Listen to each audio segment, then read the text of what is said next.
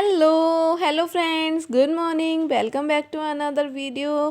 कैसे हैं आप लोग? आई होप आप सभी लोग अच्छे होंगे, अपनी स्टडी को मज़े में कर रहे होंगे। तो फ्रेंड्स, अभी ये सुबह के 5 बजे हैं और मेरी सुबह हो चुकी है, मेरी मॉर्निंग हो चुकी है।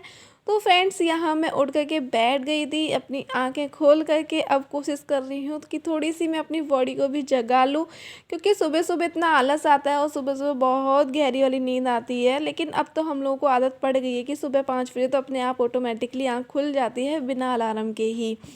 तो फ्रेंड, जैसे कि डेली का फर्स्ट काम होता है हमारा ब्रश करना, तो उसको तो कुछ बताना ही नहीं है। तो यहाँ सबसे पहले मैं ब्रश करके आई हूँ, उसके बाद यहाँ मैं थोड़ा सा गुनगुना पानी पी रही हूँ, क्योंकि मौसम थोड़ा सा चेंज हो रहा है। तो मैं सुबह सुबह मॉर्निंग में अब गुनगुना पानी पीना स्टार्ट कर दी हूँ।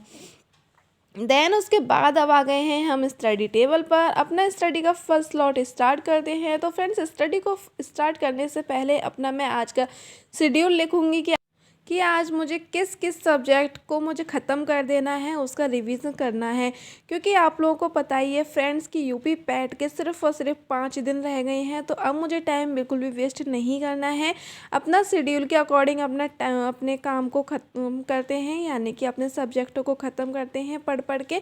शेड्यूल बनाने से हमें बहुत ज़्यादा हेल्प होती है, इससे हमारा कोई भी सब्जेक्ट छूटता नहीं है। कि हम काफ़ी बार ऐसा हो जाता है कि कोई कोई ऐसा सब्जेक्ट होता है जिसे हम एक बार भी नहीं पढ़ पाते हैं। इससे है कि हम सुबह शेड्यूल बना लें, अपना टाइम को बना लें, टू डू लिस्ट बना लें।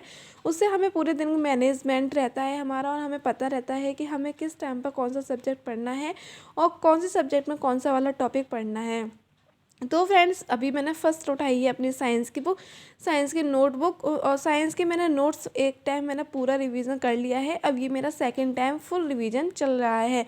तो फ्रेंड्स, अभी बज रहे थे लगभग 9:30 के लगभग, और यहाँ मैं अभी चाय पी रही हूँ। चाय के साथ ये पापड़ आज सेके थे, तो मैं खा रही हूँ। और आप लोगों को अंधेरा लग रहा होगा क्योंकि लाइट थी नहीं, और इन्वर्टर की जो लाइट रहती है वो बहुत ज़्यादा डिम रहती है, और मैंने फ्लैश फ़ोन का जला लिया था, तो वो और ज़्यादा आप लोगों को कम लग रही होगी। फ्लैश की वजह से वो वाली लाइट मतलब कि दब गई थी।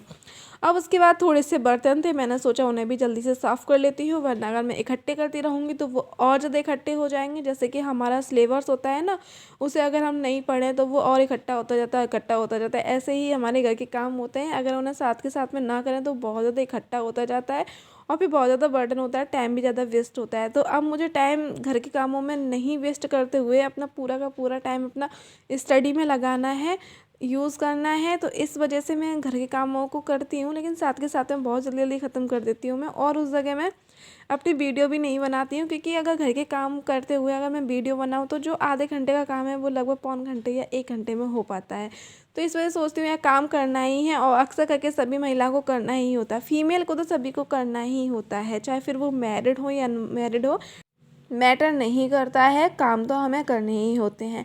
तो चलो फ्रेंड्स, यहाँ अब मैं सभी घर के कामों को ख़त्म करने के बाद मैं बैठ गई हूँ अपनी स्टडी का सेकंड स्लॉट को कंटिन्यू करने के लिए। यहाँ अभी मैं कर रही हूँ मैथ की रिवीज़न।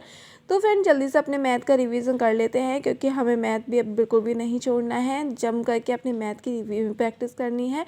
तो फ्रेंड्स, यहाँ पर अब मैं कुछ अपने प्रीवियस वीडियो के कमेंट पर बात कर लेती हूँ। एक सिस्टर हैं, लक्ष्मी सिस्टर, मेरे से पूछ रही थी कि आपने ऑनलाइन बैच लिया है क्या? तो नहीं फ्रेंड्स, मैंने ऑनलाइन बैच परचेस नहीं किया है। यूपी पैट के लिए तो स्पेशली मैंने कोई भी ऑनलाइन बैच परचेस नहीं किया है। हाँ, मैंने सुपर टेट के लिए एक ऑनलाइन बैच लिया था, परचेस किया था मैंने चंद्रा क्लासेस का।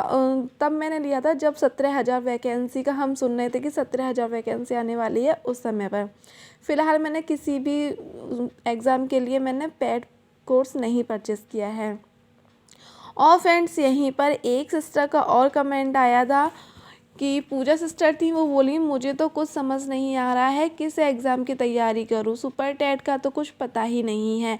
तो पूजा सिस्टर, आप ज़्यादा मत सोचिएगा। सिर्फ अगर आप ज़्यादा डिमोटिवेट हो रही हैं तो आप एक मोटिवेशनल वीडियो देख लीजिए, और साथ ही साथ में आप एक माइंड में अपना टारगेट रखिएगा कि मुझे एक गवर्नमेंट जॉब लेनी है। अगर सुपर टेट नहीं आ रहा है तो उसके अलावा जो भी आपके सामने एग्ज़ाम आ रहा है आप उसे फाइट करिएगा, और आप अपनी स्टडी को कंटिन्यू रखिएगा। और स्टडी कभी भी ख़राब नहीं होती है। आप जो अदर एग्ज़ाम के लिए अपना सिलेबस कंप्लीट करेंगे तो वो कहीं ना कहीं सुपर टेट के लिए भी आपकी तैयारी हो रही होगी साइड बाय साइड। तो इस वजह से जब भी आपका सुपर टेट आए तब वहाँ पर अप्लाई कर सकती हैं, और उससे पहले आपको जो भी एग्ज़ाम देखने को मिले आप वहाँ अप्लाई करिएगा। जैसे कि अभी मैं एक एग्जांपल बता रही हूँ, जैसे कि अभी आर ए आर ओ का अभी फॉर्म आए हुए हैं, तो आप R O A R O के लिए आप जीएस पढ़ेंगी और हिंदी पढ़ेंगी।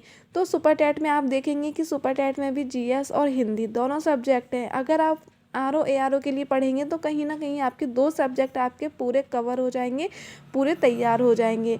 इसी तरीके से यूपी पुलिस एंड एसआई की जो वैकेंसी आने वाली है उसमें आप Hindi, reasoning, GS, current affair, है ना, ऐसे टॉपिक पढ़ेंगे तो उसमें भी आपके काफ़ी सारे सब्जेक्ट कवर हो जाएंगे जो कि सुपर टेट में भी आ रहे हैं। तो आप ये मत सोचिएगा कि सुपर टेट अभी नहीं आ रहा, अब हम क्या करें। तो इस तरीके से हम सोचते सोचते हमने 5 साल अपने गुजार दिए हैं। अगर आप यही सोचोगे 5 साल हम कंटिन्यू स्टडी करते बैंक सेक्टर में या एसएससी के सेक्टर में, तो हमारा कहीं ना कहीं कुछ हो जाता, क्योंकि 5 साल बहुत होते हैं।